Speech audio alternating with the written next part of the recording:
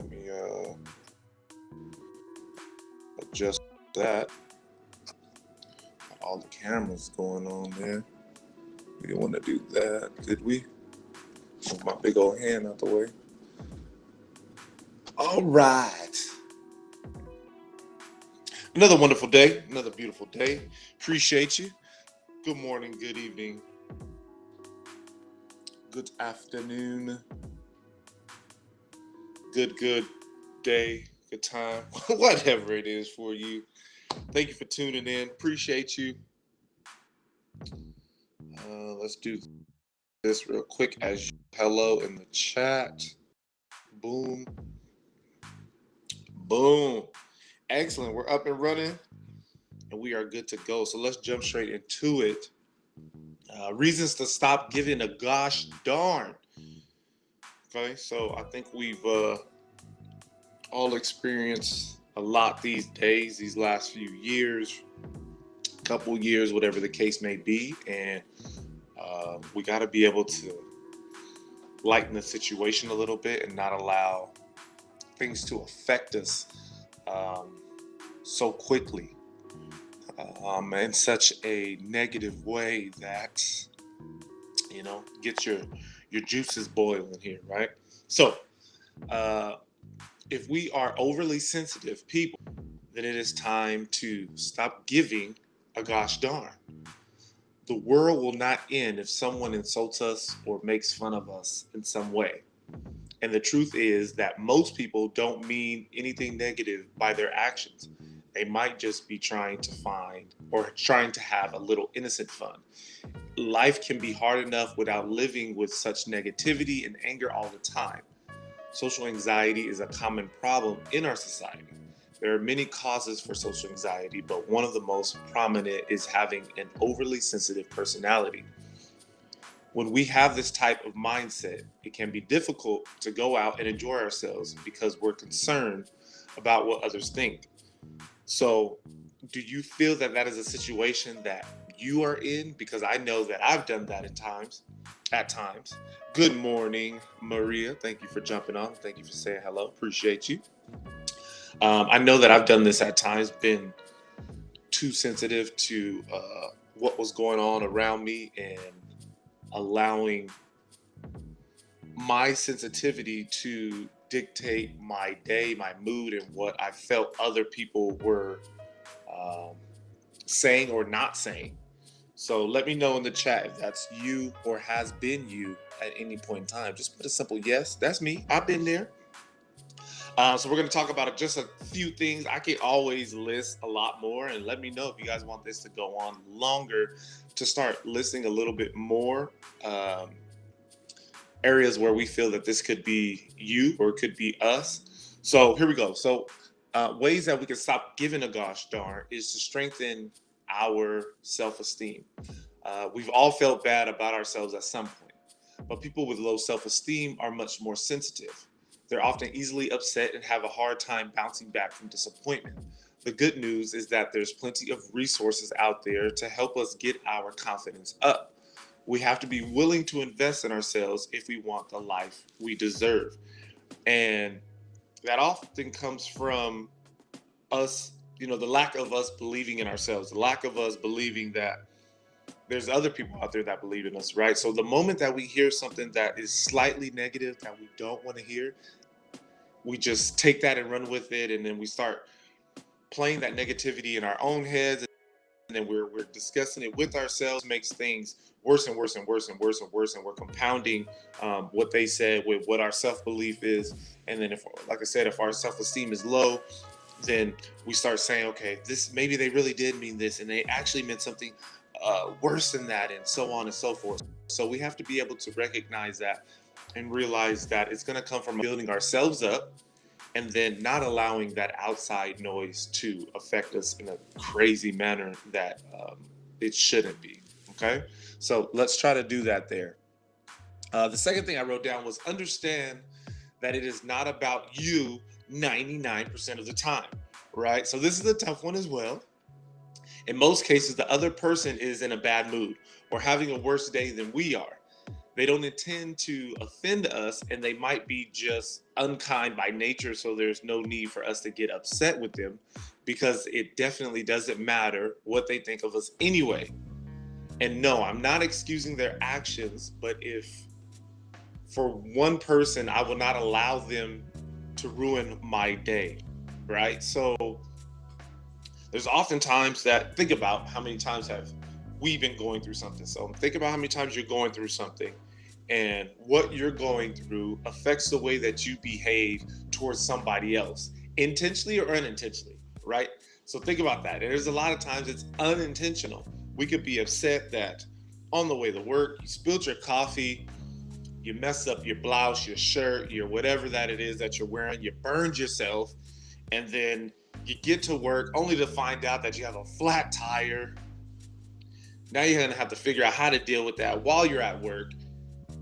And then to make matters worse, it's lunchtime. You forgot your lunch on the kitchen counter. Now you gotta scramble to find something to eat for lunch.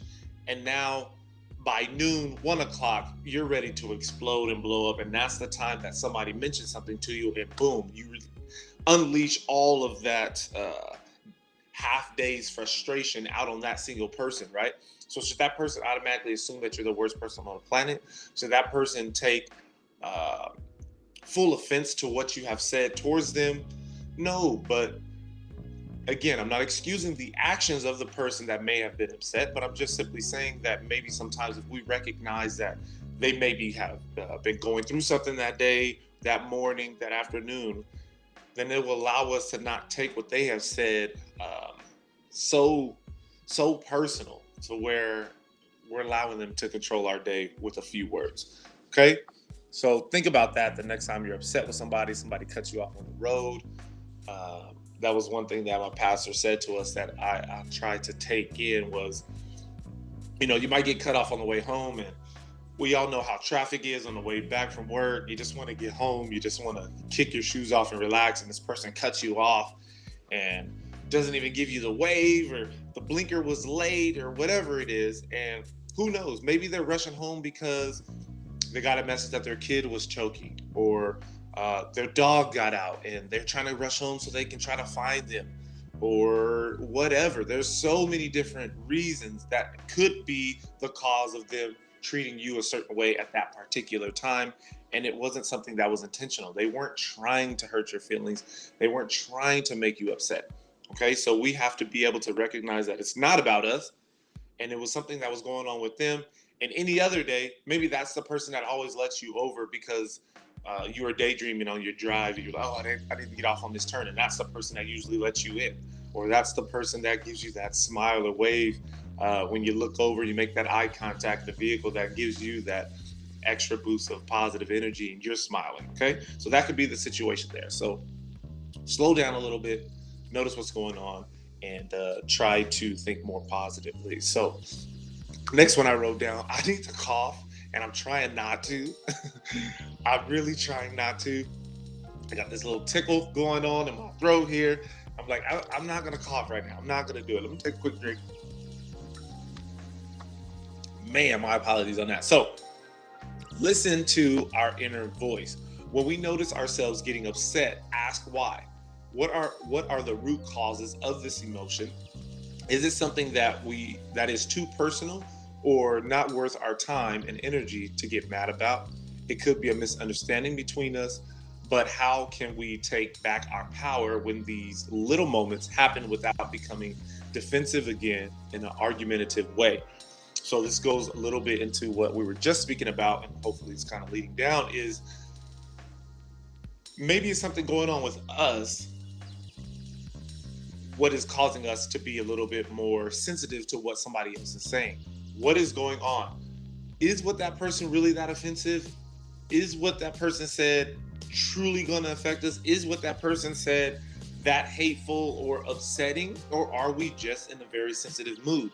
And we have to be able to look at ourselves in that situation.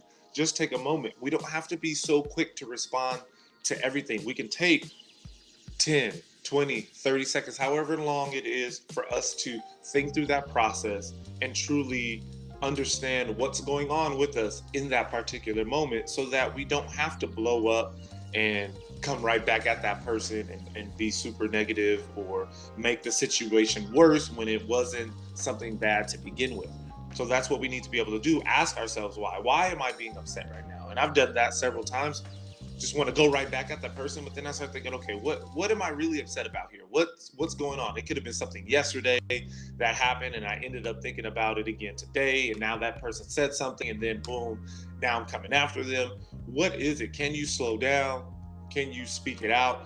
Maybe it's the way the person speaks. How many people do you know that are just incapable of delivering a message in a way that is receptive to the person that they're talking to, right? So what I mean by that is, how many times have you been talking to somebody that you know is very overly sensitive, but you watch your tongue, you manage how you deliver a message to them, where there's other people that maybe have less of a filter, and then they just spew everything out, not in a hateful, angry, upsetting. That's just the way that they speak.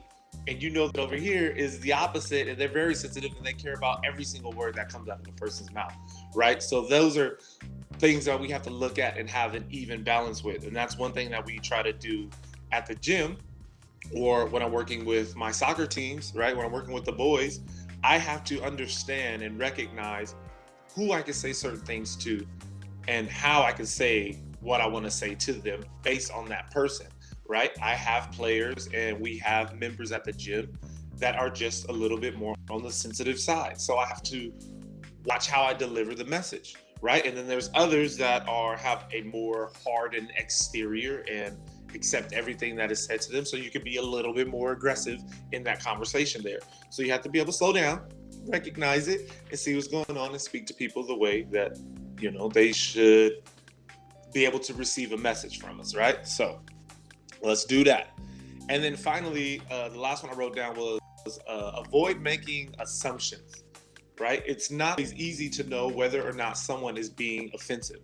In order for something to offend us, we have to make assumptions about what they meant and why they said in the first place. The best way around all of this drama is by assuming good intentions on behalf of others when people, when possible, and asking them in their words, if their words were taken out of context. If they were being rude, then it's okay to simply walk away and not engage with them any longer. So it's okay to ask them what is going on, what actually is happening. What did you mean by that last sentence there? You can ask them. It's okay. It's not going to hurt anything. And Melissa says it takes practice for sure, and it definitely does. It's not something that comes easy for us, right? It's easier for us to just assume the absolutes than it is to assume the best and then ask questions. Say, hey, what did you mean by that? Because the way you said it, it came off this way. This is the way I heard it. This is the way I interpreted it. But I want to make sure that maybe that's not the case with it. Can you further explain, or could you say that in another way so I can make sure I know what actually is happening here? What kind of way we're having this conversation, right? Before you have to, bring out your karate moves on them. But if we just take the assumptions out, and we're better able to engage and have conversations with people the way we were designed to do, face-to-face, even over the phone is still fine if you're asking for clarity. And the biggest one is through text messages, because oftentimes we take those text messages out of context and we read them in a way that we think we're receiving the message when the other person is saying it totally different. Like I can say to you, good morning, how's your day been? Or you could be reading that message as, good morning, how has your day been? The tone is totally different, right? The first tone is, hey, I just want to check in on you, see how you're doing. The second tone is, I haven't heard from you all day. You didn't say anything back to me, right? So those are different situations that we have to be able to slow down a little bit and recognize what it is and what's going on there, right? So the reason we do these different podcasts and reason I like doing it is I like being around people that are happy, joyful, cheerful, excited, drama-free. And with these comes great conversations for all of our gym members, the soccer team that I work with, other people that I engage with on a daily basis. And it just allows for everything to just be that much better, right? We love putting stuff together and making it more of a family-oriented atmosphere and environment. So it's a place that you can come and feel comfortable and engage with people and not always have to assume the worst, but you're assuming the best out of people.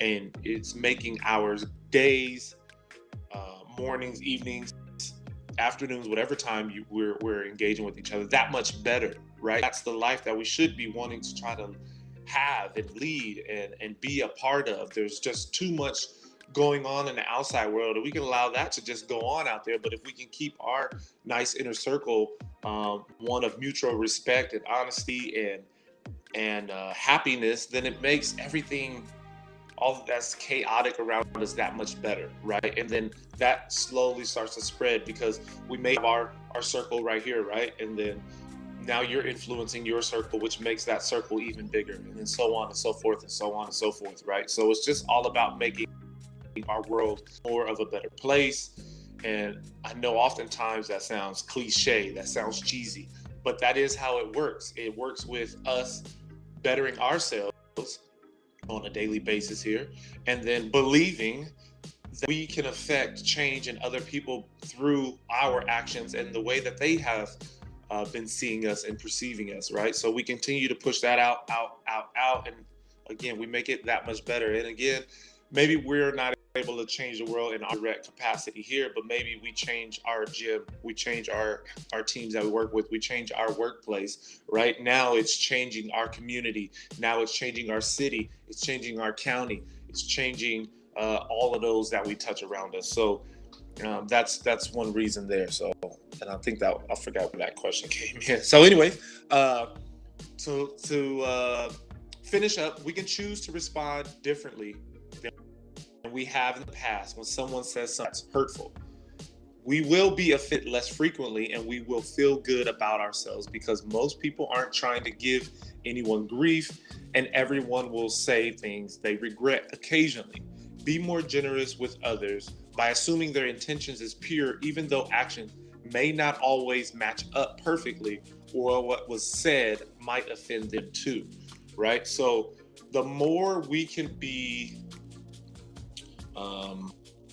encouraging, positive, uplifting, the more that is going to have a trickle down effect, the more that's going to spread throughout all those that we encounter. And the goal with that is to hopefully just continue to create a better place. And we have to believe in that. We have to believe that that is something that we are capable of doing. It's going to take time. It's not quick. It's not easy. You might be listening to this right now and be in the most uplifting, motivating mood possible. And then as soon as you turn this off, something crazy happens. Somebody bumps into you in the hallway with their hot tea and boom, you explode. But you may explode, but maybe you think, you know what?